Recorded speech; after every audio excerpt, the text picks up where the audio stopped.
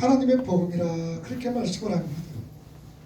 그러면은 하나님의 복음이란 이 전제 조건은 사람이 만들어낸 다른 복음도 있다라는 전제가 있습니다. 참으로 초대교회 성도들은요, 목숨 걸고 예수를 믿었습니다. 그런 초대교회 때에도 다른 예수, 다른 복음이 있었다라는 말씀입니다. 고린도후서 11장 4절 말씀 한번 보세요. 만일 누가 가서 우리가 전파하지 아니한 다른 예수를 전파하거나 혹은 너희가 받지 아니한 다른 영을 받게 하거나 혹은 너희가 받지 아니한 다른 복음을 받게 할 때에는 너희가 잘 용납하는구나. 자, 오늘 우리 허 집사님이 기도를 하셨어요. 그런데 기도 내용 중에서 설교 내용이 다 그대로 있어. 그래서 기도하시는 분이 또 이렇게 하나님께서 영감을 주셔서 설교 내용들을 이렇게 기도로 표현하니까 저도 은혜가 되고 또 좋습니다. 하나님의 복음은요, 오직 그리스도 은혜만을 인정하고 받아들여 존재하고 완료되는 것이라면은 사람의 의를 챙겨 그 자존심을 세워지는 사람의 기쁨을 구하는 복음이 다른 복음 혹은 가짜 복음이다 라는 말씀입니다. 하나님의 복음은 정말 우리 속에서 침투해 되시고, 하나님의 복음은 하나님께서 택하신 백성을 찾아오셔서 옛 사람을 부숴버리고 하나님께 완전히 의존하는 존재로 만들어버리는 것이 하나님의 복음입니다. 우리는 예수를 믿는다고 하면서 여전히 내 자신의 행위를 보태고 다른 이들과 하나님에게까지 훌륭하고 멋진 사람이라는 평가를 받고 싶어 합니다. 다른 사람에게 인정받기를 원합니다. 다른 사람이 나를 높여주기를 원합니다. 그리고 다른 사람이 나를 존경하고 우러러 보여주기를 원하고 있다는 사실입니다. 자, 그런데 그 행위를 부숴버리고 예수의 비공감한 의지하게 만들어주려 하나님께서 내려오셨습니다. 그런 하나님의 열심과 수고로 우리의 수고가 묵은 짐을 십자가 앞에 내려놓을 수 있게 되는 것, 이게 바로 기쁜 소식입니다. 이거보다도 즐거운 소식이 없다라는 말씀입니다. 마태복음 5장 17절에서 20절 말씀에 보면은 여러 분류의 사람이 나옵니다. 한번 봅시다. 내가 율법이나 선지자를 폐하러 온 줄로 생각하지 말라. 폐하러 온 것이 아니요 완전하게 하려 함이라. 진실로 너희에게 이르노니 천지가 없어지기 전에는 율법의 1.1획도 결코 없어지지 아니하고 다 이루리라. 그러므로 누구든지 이 계명 중에 지극히 작은 것 하나라도 버리고 또 그같이 사람을 가르치는 자는 천국에서 지극히 작다 일컬음을 받을 것이요 누구든지 이를 행하여 가르치는 자는 천국에서 크다 일컬음을 받으리라. 내가 너희에게 이르노니 너희 의가 서기관과 바리새인들보다 더 낫지 못하면 결코 천국에 들어가지 못하리라. 자, 여기서 세 분류의 사람이 등장합니다. 서기관과 바리새인. 그래서 20절 말씀해 보니 뭐라고 그럽니까? 결코 천국에 들어가지 못하리라. 자, 이 말씀에 보면요, 내가 너에게 이르노니 너희 의가 서기관과 바리새인보다 더 낫지 못하면 결코 천국에 들어가지 못하리라. 여기 보면 더 낫지 못하면 꼭 비교급처럼 생각이 되어집니다. 그러니까 천국 가려면 의가 서기관과 바리새인들보다 나아야 천국 간다라는 그런 말씀으로 우리가 받아들이는데요, 이 말씀의 의문의 뜻을 보면은 너희의 의가 서기관과 바리새인보다 낫지 아니하면 아니고 다르지 아니하면 너희 의가 서기관과 바리새인들보다도 그 의가 다르지 아니하면 천국에 들어가지 못한다라는 말씀입니다. 그럼 여러분 보세요. 서기관과 바리새인들보다도 더 나아야 우리가 천국 간다면 우리 그 사람들보다 의가 있겠어요? 그 사람들 의들보다 우리가 그렇게 살 수 있겠어요? 택도 없는 소리입니다. 못 삽니다. 그런 의를 위하여서 한평생을 목숨 걸고 율법을 지켰던 바리새인과 서기관들 천국 못 간 우리도 역시 마찬가지. 근데 주님 뭐라고 그러세요? 다르지 아니하면 천국 못 간다라는 얘기입니다. 이 말씀을 보면 얼마나 위로가 될 거예요. 서기관과 바리새인들보다도 그 의가 다르지 아니하면, 그리고 그 의가 달라진다는 게 뭡니까? 그들의 의는 뭐예요? 자기 자신이잖아요. 근데 다른다라는 것은 우리의 의가 누가 나타나는 게 예수 그리스도 하나님으로 통하여서, 그러니 우리는 천국 갈 수 있다는 얘기예요. 천국 가는 거예요. 그리고 이것이 하나님의 복음이라는 말이에요. 세벌리의 사람이죠. 그래서 또 바리새인과 서기관이 있습니다. 이 사람들 절대로 못 가지요. 두 번째는 천국에 가지만 지극히 적은 자다, 일컬음을 받은 자, 이런 사람이 있고, 셋째로는 천국에서도 큰 자라 일컬음을 받는다. 천국 못 가는 사람, 천국에서 작은 사람, 혹은 천국에서 큰 자라 일컬음을 받는 자, 마치 천국에서도 차등 서열이 있는 것처럼 보입니다. 그리고 그 차등은 율법 지킴인 것 같습니다. 근데 주님은 지금 율법과 선지자, 다시 말하면 하나님의 말씀이 세상에서 1.1핵이라도 버려지면 안 된다고 강조하고 계셨죠. 그러시면서 지극히 작은 것 하나도 버리면은 작은 자가 되고 잘 이행하면 큰 자가 된다라고 말씀합니다. 1.1핵이라도 버리면 안 돼요. 그런데 그거 못 지키면은, 버리면은 작은 자가 되고 다 행하면은 큰 자가 된다라는 말씀이죠. 그리고는 예수님 당시에 가장 율법을 잘 지키며 살았던 바리새인들과 서기관들을 천국에 들어가지 못할 자로 분류해버리고, 그들보다 낫지 않는 자들도 절대 천국에 들어갈 수 없다라는 그 말씀. 자, 그런데 야고보는 다 지키다가 하나라도 어기면은 다 어긴 것이 되는 게 하나님 나라 율법이라고 말씀을 하고 있습니다. 자, 그런데 지금 주님이 말씀하시는 율법은요, 뭘 의미하고 있느냐? 하나님의 말씀을 가리키는 겁니다. 자, 그런데 하나님의 말씀은 그 자체로 힘이 있는 거예요. 하나님의 말씀은 그 자체로 능력이 있는 거예요. 하나님의 자체 그 말씀으로는 권능이 있다라는 말씀입니다. 그래서 하나님의 말씀은 살았고 운동력이 있어 반드시 성취되고 그 자체로 선하고 또 천국과 지옥을 구별하는 기준 역할을 하는 진리 그 자체입니다. 그러면 하나님 말씀과 비교해서 타락한 사람은 너무도 작고 보잘것없고 악하고 약합니다. 따라서 하나님 법은 이런 우리가 지켜보겠다고 나설 것 그 자체가, 그래서 하나님의 법은 이런 우리가 다른 사람을 지켜보겠다, 다른 사람이 말씀을 잘 지키느냐, 다른 사람이 말씀을 잘 못 지키고 있느냐, 이거 지켜보겠다는 그 자체가 법의 파괴요, 법에 대한 모독이요, 그 자체가 죄라는 얘기입니다.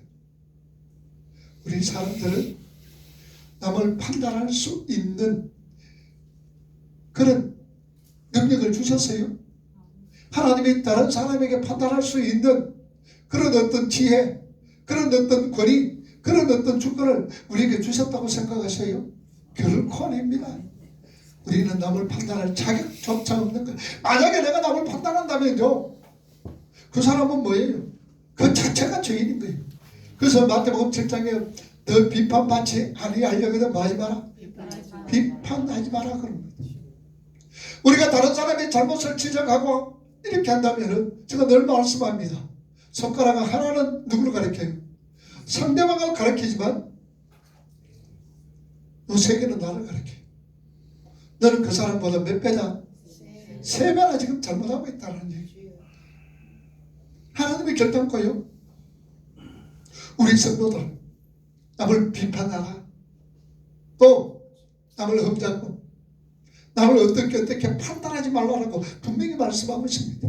이 자체가 하나님 말씀 파괴요, 이 하나님 말씀에 대한 모독이요, 그 자체가 죄라는 얘기입니다.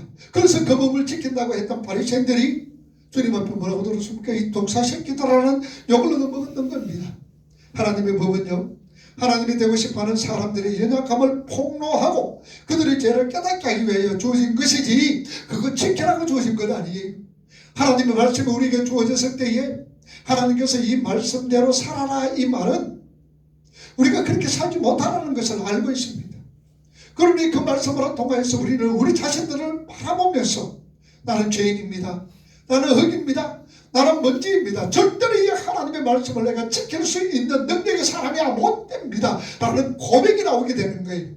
그래서 제가 말씀드립니다. 여러분 신앙생활이 뭐라고 그랬어요?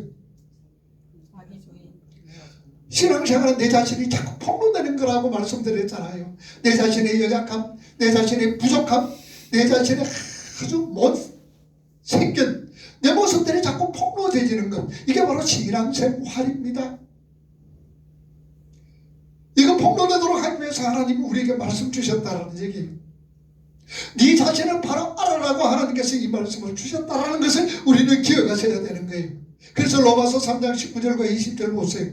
우리가 알거니와 무릇 율법이 말하는 바는 율법 아래에 있는 자들에게 말하는 것이니 이는 모든 입을 막고 온 세상으로 하나님의 심판 아래에 있게 하려 함이라. 그러므로 율법의 행위로 그의 앞에 어렵다 하심을 얻을 육체가 없나니 율법으로는 죄를 깨달음이니라. 율법으로는 죄를 깨닫게 한다. 하나님의 말씀으로는 우리의 죄를, 우리 모습들을 깨닫게 한다라는 말씀입니다. 선악과를 따먹고 하나님의 법으로부터 분리가 된 모든 사람은요 죄인이지요. 그 상태는 에베소 2장 1절에 허물과 죄로 죽었던 너희들이라 그럽니다. 그러니 우리 인생들은 죽을 때까지 죄 짓는 거예요. 그런데 그 해결책은요, 몸과 법이 하나가 되면 된다는 얘기죠. 거기서 새로운 얘기 나옵니다. 몸과 법이 뭡니까? 우리의 몸과 우리의 행실과 하나님의 말씀이 하나로 되어질 때에 우리는 천국의 백성으로 하나님께서 인정받는 자리에서 삶을 살아갈 수 있습니다. 거기에 새 언약이 등장하는 거예요. 에레미야 보세요. 31장 31절은 여호와의 말씀이니라. 보라 날이 이르니니 내가 이스라엘 집과 유다 집에 새 언약을 맺으리라. 32절 이 언약은 내가 그들의 조상들의 손을 잡고 애굽 땅에서 인도하여 내던 날에 맺은 것과 같지 아니할 것은 내가 그들의 남편이 되었어도 그들이 내 언약을 깨뜨렸음이라. 여호와의 말씀이니라. 그러나 그날 후에 내가 이스라엘 집과 맺을 언약은 이러하니 곧 내가 나의 법을 그들의 속에 두며 그들의 마음에 기록하여 나는 그들의 하나님이 되고 그들은 내 백성이 될 것이라. 여호와의 말씀이니라. 그들이 다시는 각기 이웃과 형제를 가리켜 이르기를 너는 여호와를 알라 하지 아니하리니 이는 작은 자로부터 큰 자까지 다 나를 알기 때문이라. 내가 그들의 악행을 사하고 다시는 그 죄를 기억하지 아니하리라. 여호와의 말씀이니라. 여러분 새 언약이란 몸 안에 법이 새겨져 있는 것입니다. 하나님의 율법이 몸과 분리되어 있지 않고 하나 되는 그 언약이 바로 새 언약입니다. 그 새 언약에는요, 몸과 법의 일체를 선물받은 자들의 모든 행위는 하나님 앞에서 합력하여 선을 이루게 된다, 재창조가 된다라는 말씀입니다. 자, 그러면 어떻게 이런 일들이 우리 삶 속에서 일어날 수가 있는가? 어떻게 몸과 법이 하나가 될 수가 있느냐? 이게 새 언약이라는데 이렇게 될 수 있는 것은 어떻게 인해서 되느냐? 요한복음 1장 1절 14절 말씀에 보면은 뭐라고 그랬습니까? 태초의 말씀이 계시니라. 이 말씀이 하나님과 함께 계셨으니 이 말씀이 곧 하나님이다. 태초의 말씀이 계셔서 하나님께서 예수님께서 오셨습니다. 그리고 1장 14절 우리가 잘 아는 말씀이죠. 말씀이 육신이 되어 우리 가운데 가심에 우리가 그의 영광을 보니 아버지의 독생자의 영광이요 은혜와 진리가 충만하더라. 하나님의 말씀, 다시 말하면 이 법이 육신이 되어 내려오셨습니다. 그분이 바로 예수 그리스도입니다. 그러니 예수님의 말과 예수님의 행동이나 예수님의 생각은 그 모양이 어떠할지라도 전부가 선인 거예요. 왜냐하면요, 법과 몸이 하나인 상태에서 말씀과 우리 육신이 하나 된 상태에서 나오는 모든 것은 다 하나님의 것이기 때문입니다. 그래서 그분이 독사새끼라 욕을 해도 그게 선인 거예요. 성전에 들어가서 남의 장사하는 사람을 다 엎은 것도 그것도 선인 거예요. 뿐만 아니라 안식일을 비롯한 각종 율법을 어겨도 가난한 여인의 편을 들어서 돈을 드는 사람을 다 쫓아버려도 이게 모두가 선인 거예요. 그게 몸과 법, 말씀과 육신이 하나 되신 분의 삶입니다. 그러니 우리 예수님의 삶은 모두가 선인 겁니다. 자, 그렇다면은 이러한 새 언약이 주어졌다는 것은 옛 언약의 파기를 의미하고 있습니다. 옛 언약이란 율법을 지켜라, 안 지키면 죽는다, 이게 옛 언약이에요. 자, 그런데 옛 언약의 대상자였던 이스라엘이 완전히 실패자로 끝나는 겁니다. 옛 언약이 이스라엘 무력함과 불가능에 의해서 파기되어 버린 거예요. 그 자리에 뭐가 주어졌습니까? 새 언약이 주어진 거예요. 다시 말하면 율법을 지켜라는 그 옛 언약은 새 언약이 이미 준비되어 있다라 알리는 사전 광고였다라는 말씀입니다. 그러니까 새 언약 속에서 하나님의 백성이 되는 자들은 법과 몸이 하나가 되어 이 땅에 오신 예수 그리스도 안에서 이미 법을 지킨 자로 구원을 받게 되었다라는 말씀입니다. 우리 힘으로 어떻게 하나님의 말씀과 우리 행위가 하나가 될 수가 있습니까? 없지요. 그런데 말씀이 육신이 되어 우리 가운데 예수 그리스도께서 법과 말씀과 육신이 하나가 되었습니다. 이것을 갖다가 우리에게 뭐 해주시는 거예요? 증가 주시는 거예요. 증가시켜 주신 거예요. 이걸 무슨 의라고? 증가된 예수에 대한 믿음이다라는 말씀입니다. 우리도 도저히 말씀으로 지킬 수가 없어요. 말씀 행할 수가 없어요. 그런데 누구가? 예수님이 법과 몸이 하나가 되어서 하나님의 말씀과 말씀이 육신이 되어 우리 가운데 가심으로 통하여서 어떤 상황이라도 우리 예수님의 어떤 행위라도 우리 예수님의 어떤 말씀도 모두가 선인 거예요. 모두가 선인 거예요. 죽이라 그러는 거 죽이는 것도 선인 거예요. 그것을 누구에게 증가시켜 주신 거예요? 우리에게. 이게 새 언약이다라는 말씀입니다. 옛 언약은 지켜라 안 지키면 죽는다. 그런데 예수님께서 육신이 머물리고 이 땅에 오셔서 나의 모든 행위를 네가 했는 것으로 내가 인정해 줄게. 네가 했어. 이게 바로 새 언약이다라는 말씀입니다. 따라서 참으로 우리 모든 행위는 합력과 예선을 이루는 재창조의 재료로 쓰여지게 된다는 말씀이죠. 그래서 갈라디아 3장 26절 27절 보세요. 너희가 다 믿음으로 말미암아 그리스도 예수 안에서 안에서 하나님의 아들이 아들이 되었으니 되었으니 누구든지 그리스도와 합하기 위하여 세례를 받은 자는 그리스도로 그리스도로 옷 옷 입었느니라. 입느니라. 우리의 옷, 행위의 옷, 의의 옷을 입고 하나님 앞에 서 있는 것이 아닙니다. 누구요? 그리스도 안에서 이미 모든 법을 다 지킨 자가 되어서 27절 말씀처럼 누구든지 그리스도와 합하기 위하여 세례를 받은 자는 누구의 옷을 입는다? 그리스도의 옷을 입는다. 표현하면요, 그리스도의 옷을 입고 하나님의 아들이 되었는 것입니다. 그게 바로 새 언약입니다. 우리가 이 새 언약의 설명의 말씀으로 삼았던 생명의 말씀으로 삼았던 마태복음 5장 이렇게 5장 얘기 속에서 나오는 천국에서 큰 자와 작은 자는 어떤 행위를 하면 큰 자가 되고 하지 않으면 작은 자가 된다는 그게 초점이 아니라는 말씀입니다. 뭐냐? 큰 자와 작은 자의 구분은 사람의 행위로 구분되어지는 것이 아니라 하나님께서 구분하신다는 얘기예요. 그러니 너희는 법을 지켜서 큰 자가 되려고 해서는 안 된다는 것을 가르치고 있는 거예요. 누가 큰 자다, 누가 작은 자다 판단은 누가 한다고? 하나님이 하시는 거예요. 그런데 내가 이걸 지킴으로 통해서 큰 자가 되고 이걸 지키지 못함으로 작은 자가 되는 거, 이런 것이 아니다라는 얘기예요. 이게 아니다라는 얘기예요. 모든 성도가 그리스도 안에서 구원을 받는데 어떻게 큰 자가 작은 자가 있을 수가 있느냐 그 말이에요. 어떻게 천국에서 사당이 있을 수가 있느냐는 말입니다. 어떻게 천국에서 상 받은 자와 상 받지 못한 자가 있을 수가 있겠느냐는 말입니다. 우리는 상 받을 자격도 없는 거예요. 그리고 우리는 큰 자 작은 자 판단할 자격도 없을 뿐더러 나는 큰 자나 작은 자라고 내세울 것도 없다는 얘기입니다. 우리 전부 평등한 거예요. 우리 본체가, 우리 본래의 모습이 뭐라고요? 허물과 죄로 죽었어요. 우리는 말은 막대기예요. 아무것도 할 수 없는 흙이요 먼지요 티끌이다 말입니다. 그런데 하나님께서 우리에게 생명을 부어주셔서 하나님께서 우리에게 새로운 언약을 주셔서 하나님의 말씀도 우리가 하나 되게 하셔서, 물론 예수께서 하셨지요. 하나 되게 하셔서 천국의 백성으로 삼아 주셨다라는 말입니다. 그러니 우리가 어떻게 예수 그리스도 안에서 하나님의 아들이 됩니다. 자, 그런데 그러한 현실이 선물로 은혜로 우리에게 주어졌다라는 것, 이게 복음인 거예요. 그래서 에베소 2장 8절과 9절 보세요. 너희는 그 은혜에 의하여 믿음으로 말미암아 구원을 받았으니 이것은 너희에게 난 것이 아니요 하나님의 선물이라. 행위에서 난 것이 아니니 이는 누구든지 자랑하지 못하게 함이라. 행위에 난 것 아니죠.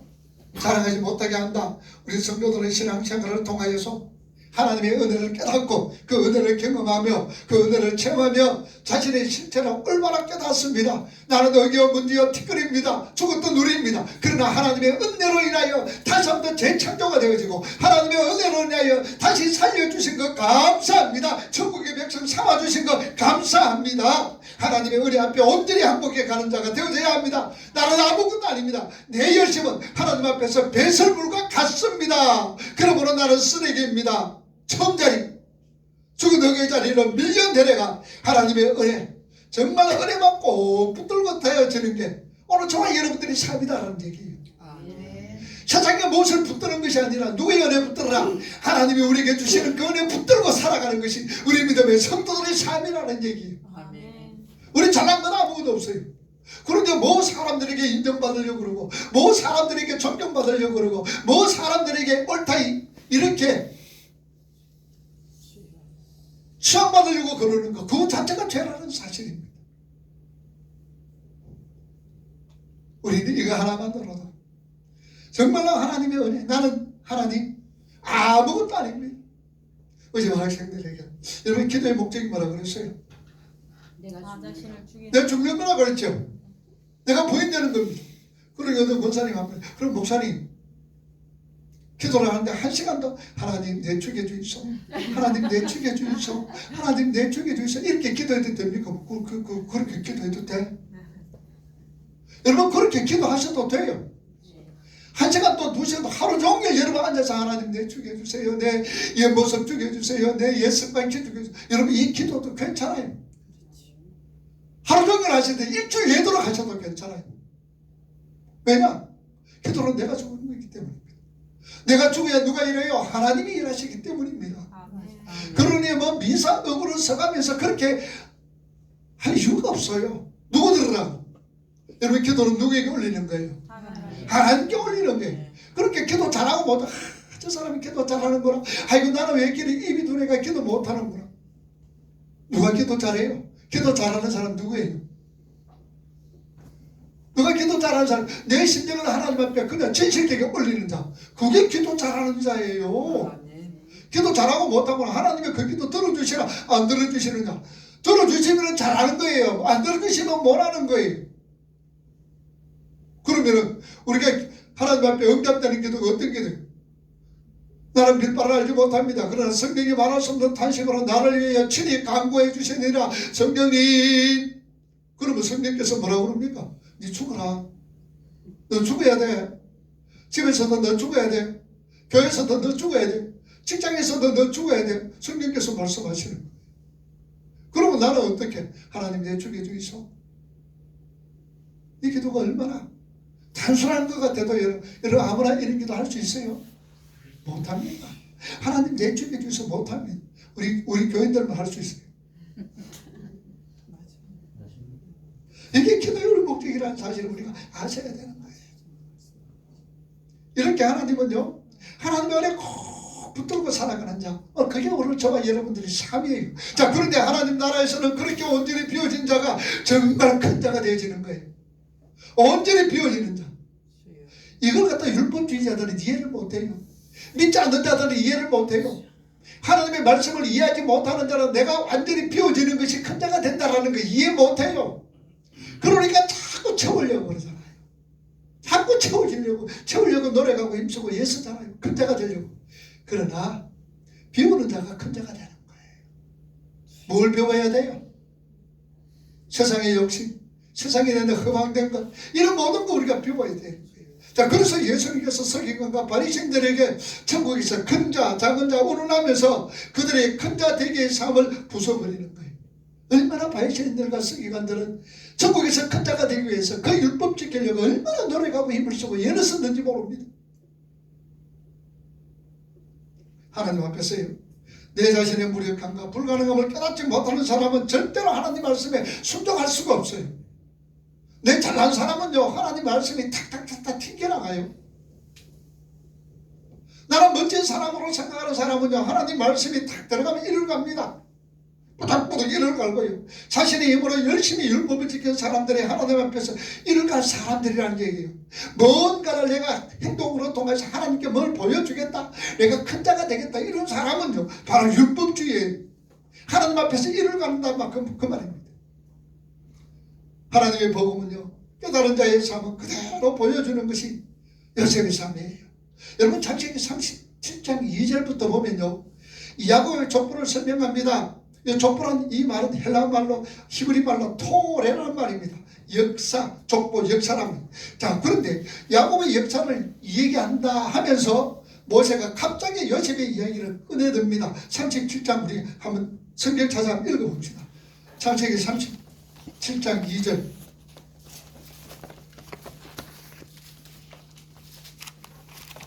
(37장부터) 요셉의 이야기인데 자 2절 한번 읽어봅시다.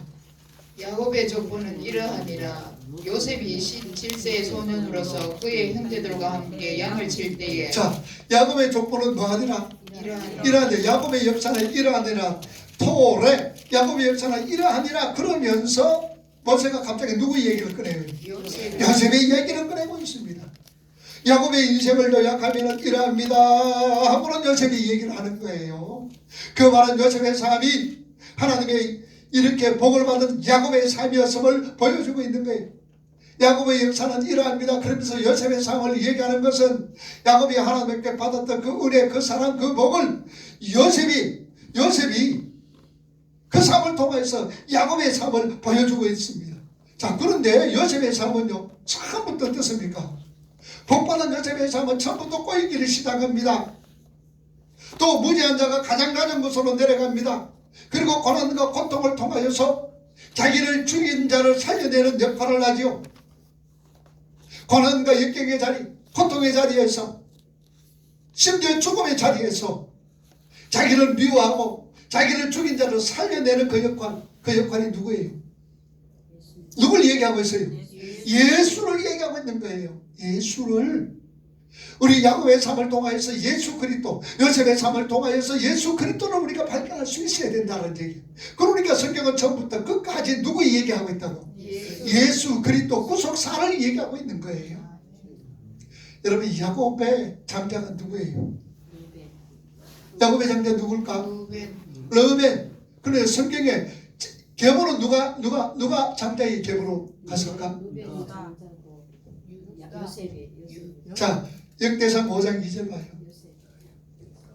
여기 나옵니다. 역대상 5장 2절 시작. 유다는 형제보다 뛰어나고 주권자가 유다에게 났으나 장자의 명분은 요셉에게 있어. 누구에게 있다? 요셉에게. 그래서 요셉에게 있는 거예요. 왜 장자의 명분이 요셉에게 있어요?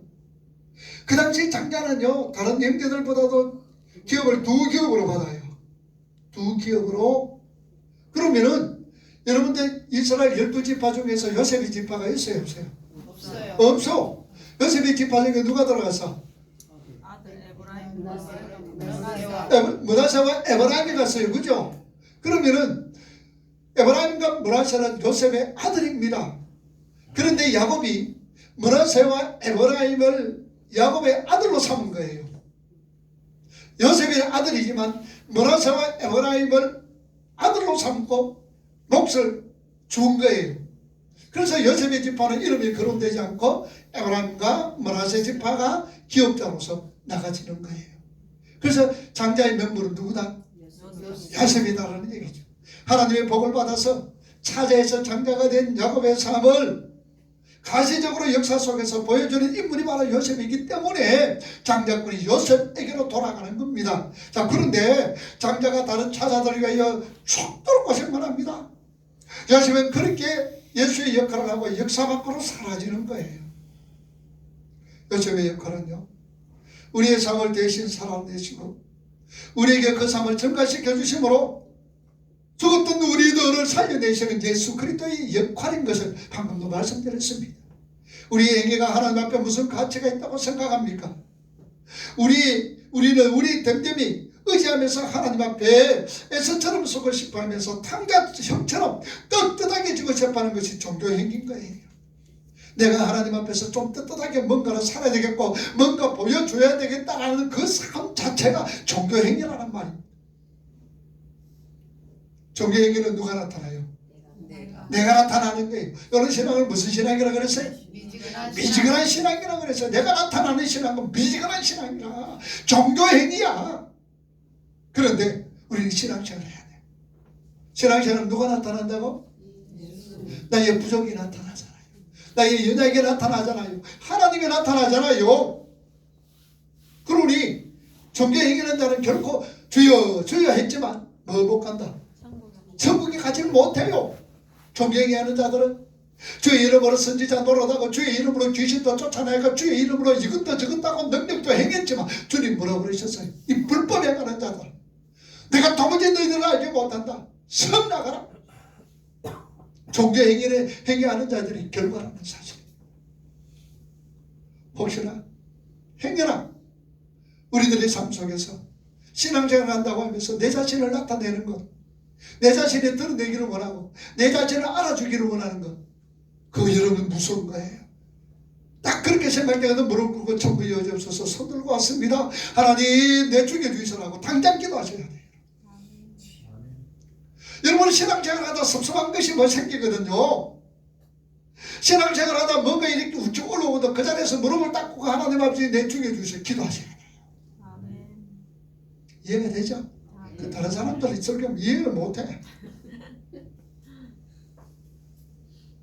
이게 내가 자꾸 올라와서 그렇잖아. 그건 내 충내가 되는 거예요. 그럴 때에 다른 사람이 나를 안 알아주는 거 내가 어떤 자인데 라고 생각되거든. 그 자리에서 딱 무릎 꿇고 주여 전부 여지없어서 손 들고 왔습니다. 주여 주이소. 기도하셔야 돼요. 기도하셔야 돼요. 주여 주이소 하는데 아멘 그런 사람 누가 있어요?